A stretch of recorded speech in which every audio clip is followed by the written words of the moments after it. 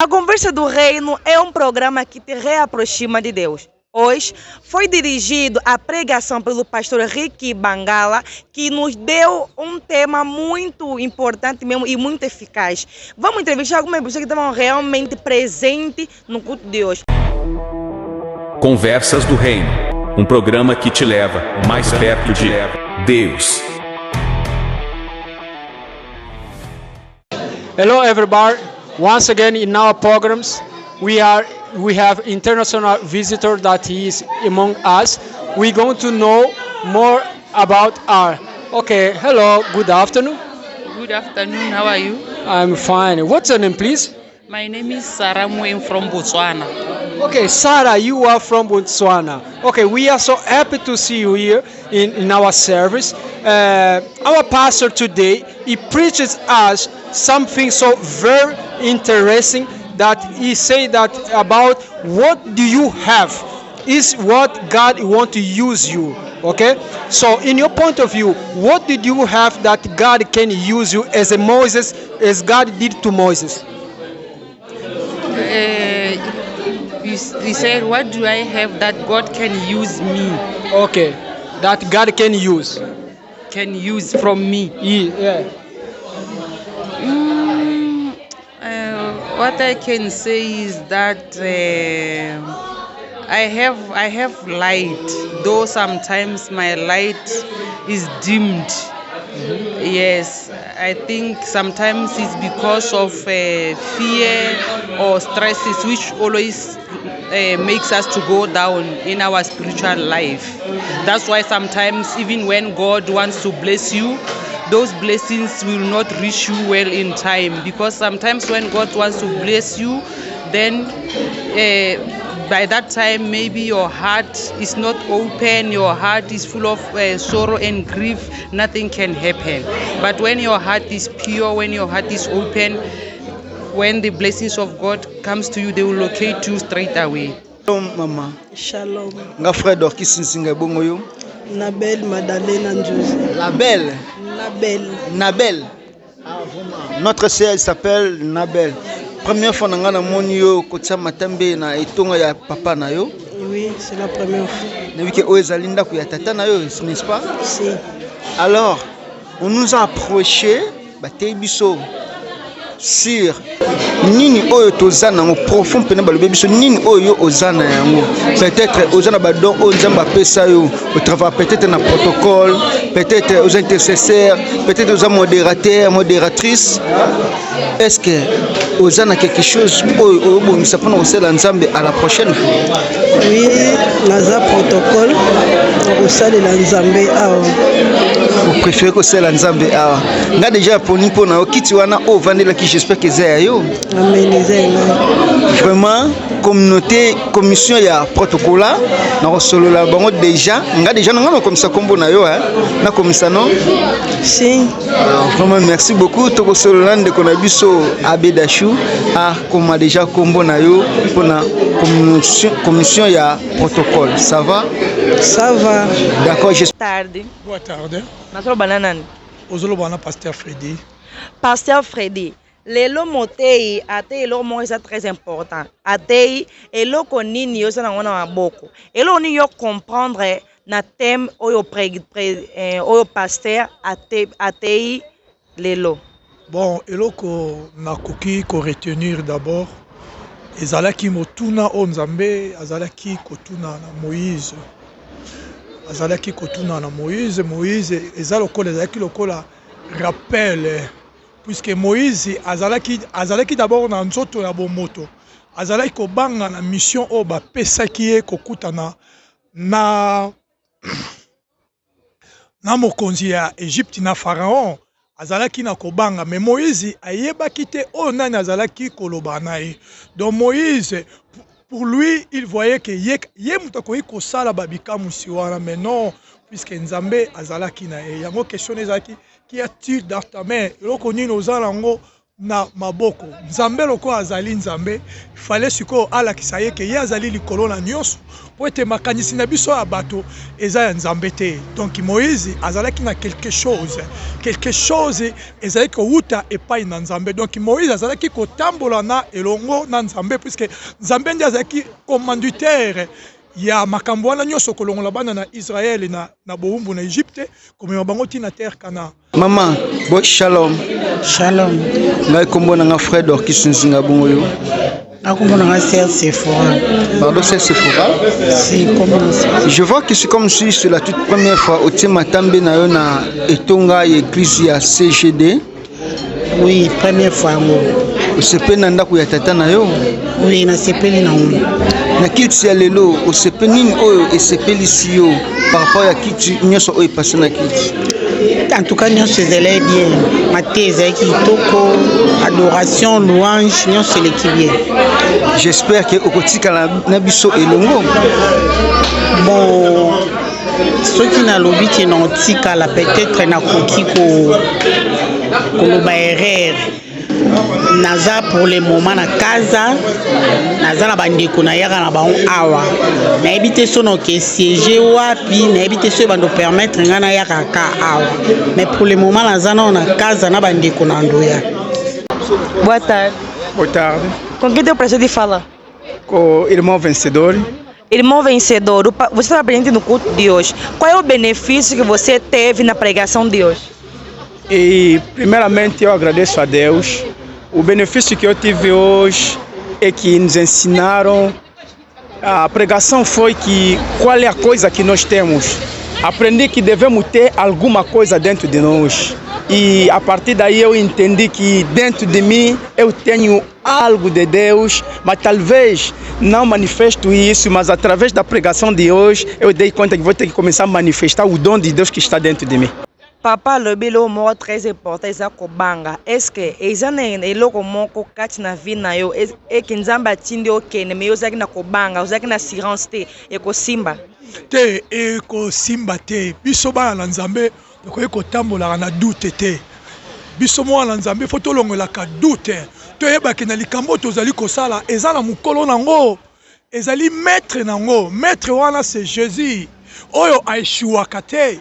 Oyo alingaka pe échec te mon frère. Tango ozali kotambola na nzambe devant quel que soit les problèmes, tcha nzambe liboso na ba problème na yo. Donc zwa nzambe lokola aza lokola kati na yo et kozala yo te muto okosala. Kolo ouvrage eza nzambe. Kolo ouvrage eza nzambe. Biso tozaka ba simple représentant. Okosala ngo la facilité. Okosala ngo la facilité puisque nzambe azali moto oyo alingaka échec te. Your family's members, since you came to Christ, how your family react from now?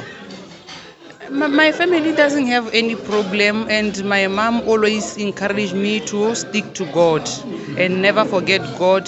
Wherever I am, I should always pray and know that God is my refuge.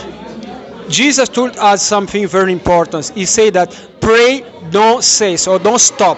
Okay, and also don't faint in prayers. Okay, how goes your prayers life? How is my prayer life? Yeah, I can say my prayer life is okay. Like I said before, though sometimes I always have challenges, as you heard the prophet said that today. Yes, he's 100% correct. Yes. Nzambe azari zalate nakutana na sœur na ngisika tukenda omelati a intéressé nga ke tukena biso na église na biso en tout cas na bénéficier vraiment Nzambe azari zala na ngoti ezaki kalo nazali na lamuka ete po na église journal lelo ezaleka ke tukutani na fila naza déjà l'église mona ndeko kende et bandeko wala to anoke na bango mukolo oyo bazokende te na profiter na ser bao batikali na bandako dimanche eza mosala osala te en tout cas toyaka pena po tokomisa Nzambe. continue toujours notre enchaînement de questions sur les enfants de Dieu. Alors, boteninga rigette bolo batika oh frère Dorkis ozwaka ba maman. Et to tiko sisa mwana bango baza toujours na pouvoir, baza toujours na pifo, de toujours continuer kozana bango. Alors tozo toujours na yaya na biso, maman na biso, ndeko na biso. Shalom maman. Shalom papa. Ngai frère Dorkis nzinga bongoyo. Ngai c'est Christelle Mbia. Mingi ba yebenga na kuma Mbia. Ah, aux la famille Mbia j'espère. C'est Mbia. Ouais, bah pasteur Moïse Mbia. Non, ya Mbia vanga tokataka ka Mbia. Vraiment, merci beaucoup na opportunité pesi biso pona ko solola na yo. Kilti lelo mona ngondenge ni papa ba kilti nyo le ka na église. Kilti lelo eleki bien na ngolu po Bible zo sa biso koya na ndako na Nzambe moto aya na ndako na Nzambe zo lipamboli. Ezala mingi balamuki lokola nganya lamuki me bazwi grâce ote. Koya na nga Bible zo sa biso lolenge toyaka eza lolenge tosongela tenda ona onzima ke na zongi na grâce po ba misusu bazwi te.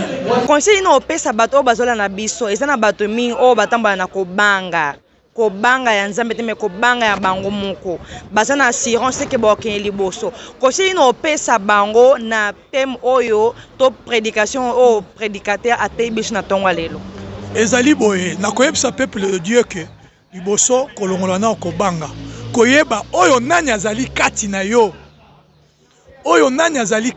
soko oyebi kaka oyo azali kati na yo eloko moko te ekobangisa yo.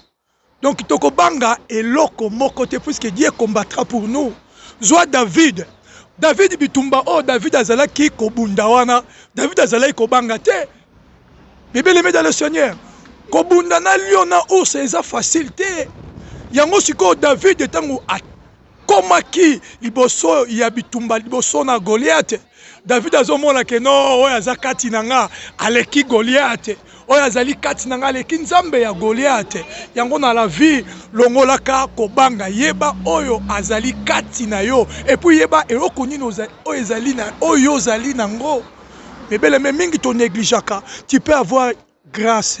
Au cause de la grâce moko mo yebite ko zala na grâce. Église pesa na posa ya grâce na yo. Peuple de Dieu akoki pe ko zala pe sauver à partir ya grâce oyo zanango na ministère oyo sika yo zali ko œuvrer.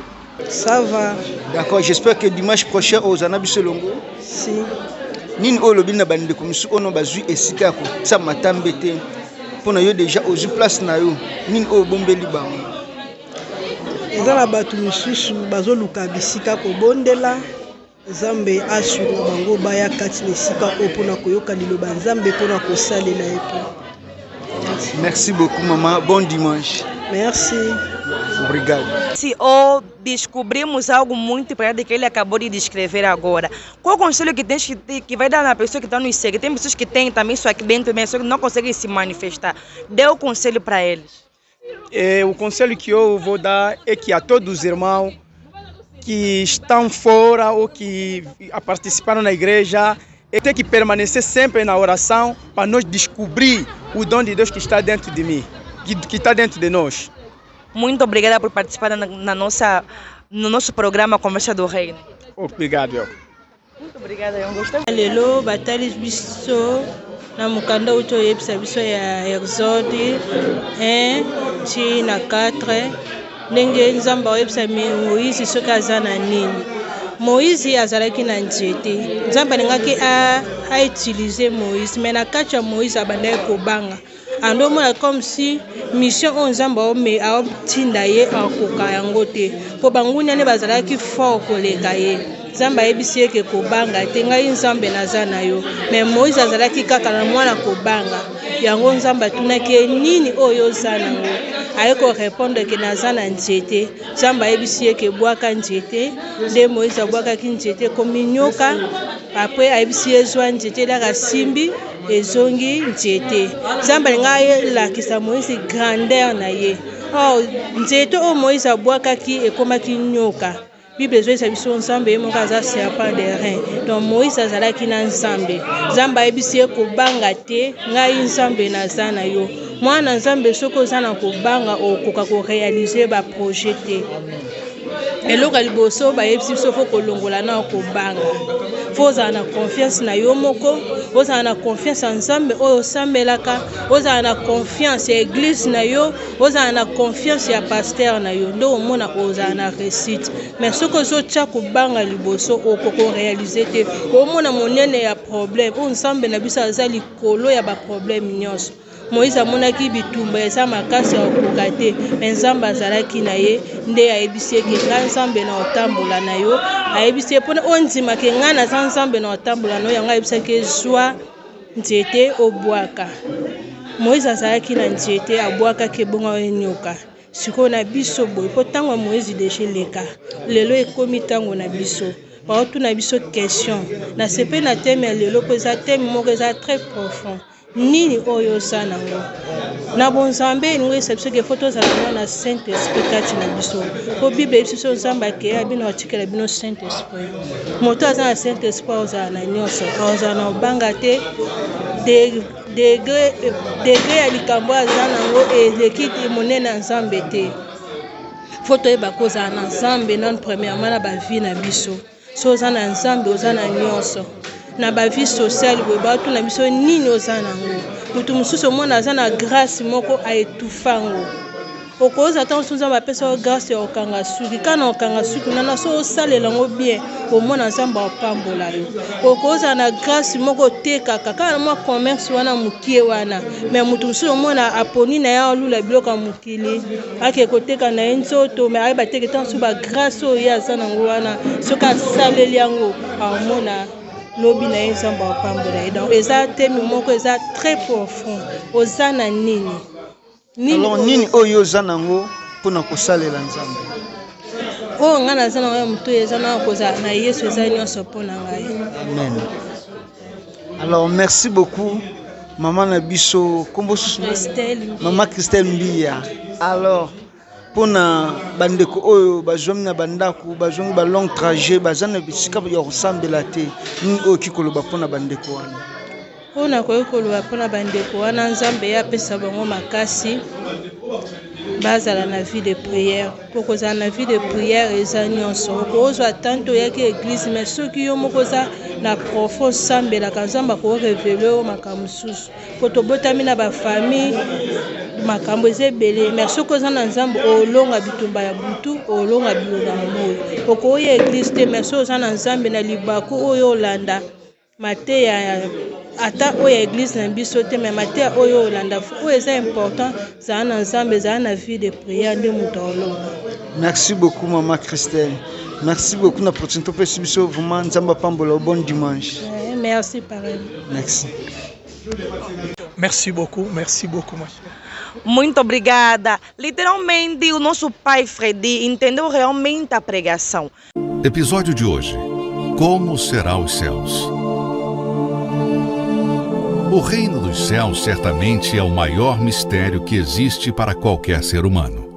Nenhuma produção de cinema ou TV conseguiu até hoje descrever em imagens que os céus é um lugar entediante que não terá nada para se fazer, ou que ficamos flutuando nas nuvens, tocando harpa pelo resto do tempo. Então, diferente do que muitas pessoas pensam a respeito dos céus, ele será um lugar de total prazer, não apenas de descanso, mas também de serviço. Nos céus teremos responsabilidades.